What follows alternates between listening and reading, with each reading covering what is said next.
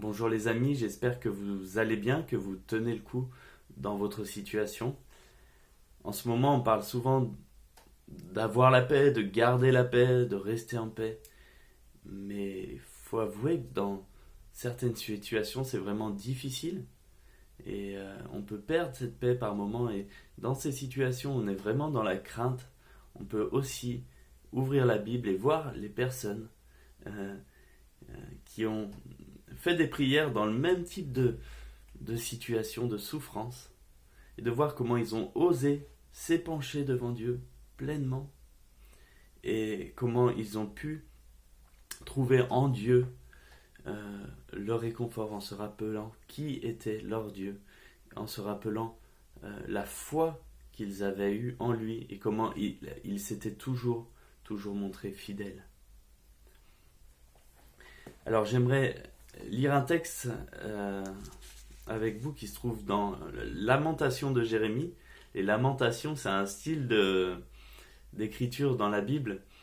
Alors vous allez me dire, et Lamentation, j'ai pas besoin d'entendre d'autres personnes encore se lamenter parce que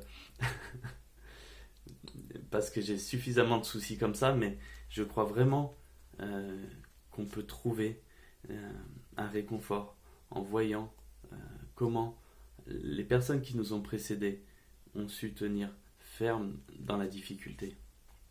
Donc, on va lire au chapitre 3 de Lamentation de Jérémie. Et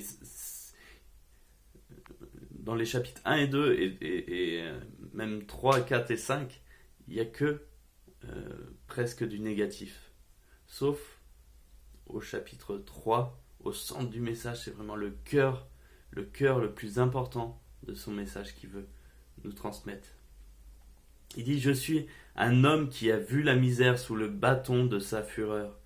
Il m'a poussé, il m'a fait avancer dans les ténèbres et non dans la lumière.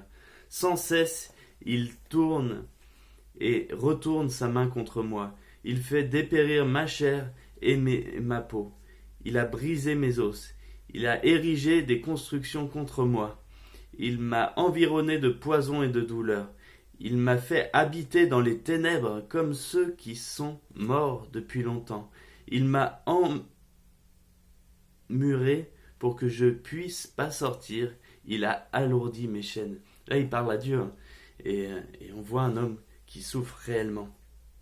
Après, je vous invite à reprendre au verset 17. Il dit: tu m'as enlevé la paix. J'ai oublié le bonheur. Alors j'ai dit: je n'ai plus d'avenir, je n'ai plus d'espérance en l'Éternel. Souviens-toi de ma détresse et de ma misère, de l'absence et du poison. Moi je m'en souviens et je sombre. Je crois que là, au niveau échelle de souffrance, on est au top de la dépression là. Et pourtant, voici ce que je veux méditer pour garder espoir. Voici ce que je veux méditer pour garder espoir. Les bontés de l'Éternel ne sont pas épuisées. Ses compassions ne prennent pas fin. Elles se renouvellent chaque matin. Que ta fidélité est grande. Jérémie, ça fait des décennies qu'il souffre, il souffre encore de la situation qu'il traverse. Et on voit qu'il se rappelle cette vérité. Les bontés de Dieu, elles ne sont pas épuisées. Les bontés de Dieu, elles se renouvellent chaque matin. Pourtant, chaque matin de sa vie, presque, depuis son adolescence, il vit une situation, mais qui lui pèse terriblement. Terriblement. Pourtant, il se rappelle cette vérité. Ta fidélité se renouvelle chaque matin. Que ta fidélité est grande. Et il continue en nous invitant à attendre cette délivrance de l'Éternel, même si elle n'arrive pas tout de suite. Et à nous attendre aussi à la souveraineté de Dieu. Et se confier dans cette souveraineté de Dieu, le fait que Dieu est au contrôle des situations. Je le déclare, l'Éternel est mon bien, c'est pourquoi je veux m'attendre à lui. L'Éternel a de la bonté pour celui qui compte sur lui, pour celui qui le recherche. Il est bon d'attendre en silence le secours de l'Éternel. Il est bon pour l'homme de devoir se plier à des contraintes dans sa jeunesse, qu'il se tienne solitaire et silencieux lorsque l'Éternel le lui impose, qu'il mette sa bouche dans la poussière, il y a peut-être de l'espoir, qu'il présente la joue à celui qui le frappe, qu'il soit rassasié d'insultes. En effet, le Seigneur ne rejette pas pour toujours, mais quand il cause du chagrin, il fait preuve de compassion, tant sa bonté est grande. De fait, ce n'est pas de bon cœur qu'il humilie, qu'il cause du chagrin aux hommes. Quand on écrase et piétine tous les prisonniers d'un pays, quand on viole le droit d'un homme devant le Très-Haut, quand on fait du tort à un être humain alors qu'il défend sa cause, le Seigneur ne le voit-il pas?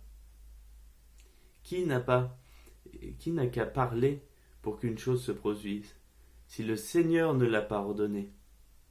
N'est-ce pas de la bouche du Très-Haut que sortent les malheurs et les bonheurs? Et après s'être rappelé de cette souveraineté de Dieu, de se dire toute chose arrive parce que Dieu l'a proclamé. Et il veut se rappeler et lancer cette invitation à revenir à Dieu. Là, on est face à un peuple qui est dans le péché, qui souffre, mais toujours dans notre détresse, dans notre inquiétude. Nous avons besoin de confesser cette inquiétude et de revenir à Dieu. Pourquoi l'Éternel... Non, pourquoi l'être humain reste en vie, se plaint-il? Que chacun se plaigne de ses propres péchés. Réfléchissez à vos voies, examinons et retournons à l'Éternel.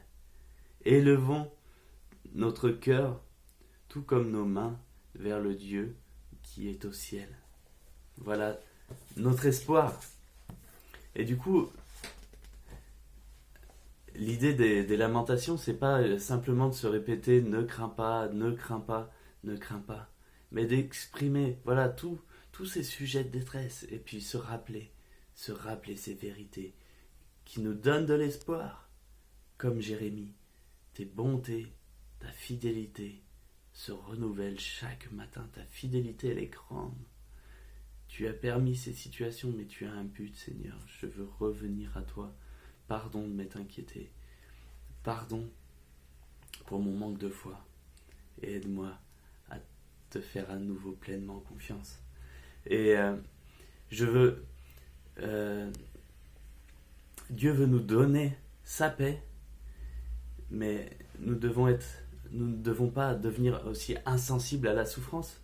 Moi, j'ai rarement été dans ma vie autant en paix qu'en ce moment, et pourtant j'ai des larmes dans les yeux chaque soir quand je vois toutes ces situations tragiques que l'on peut voir à la télé. Et je crois que le Seigneur nous appelle à faire preuve de compassion envers tous ceux qui souffrent actuellement. Que le Seigneur vous bénisse.